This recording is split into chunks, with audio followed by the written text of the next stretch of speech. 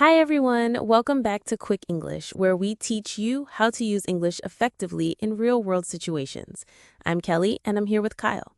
Today we're talking about an essential skill for professionals, writing winning proposals in English.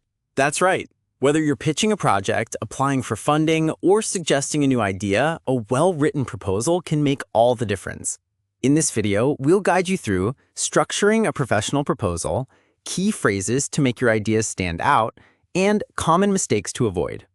Let's start with the structure. A great proposal typically has 5 main parts. Introduction, briefly explain why you're writing and the purpose of the proposal. Background, provide context or explain the problem you're addressing. Proposed solution, clearly outline your idea or recommendation.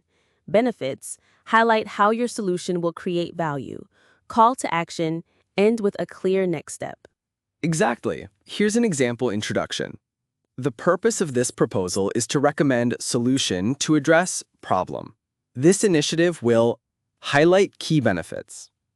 Now let's look at some useful phrases for each section. For the background section, you might say, currently, the organization is facing specific challenge.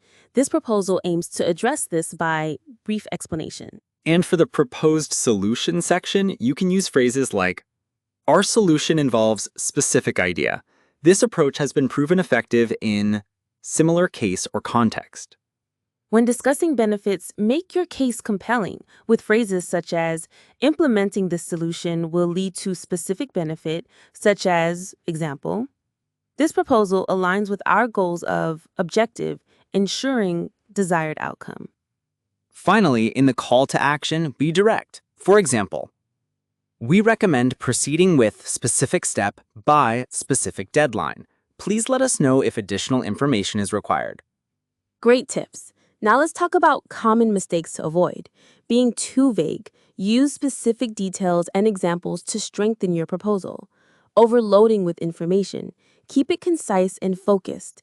Forgetting the audience. Tailor your tone and content to the decision makers reading your proposal. Exactly. And remember to proofread your proposal to eliminate any grammar or spelling errors. They can undermine your professionalism. Here's your challenge. Write a short proposal using the structure we shared. Post it in the comments and we'll give you feedback.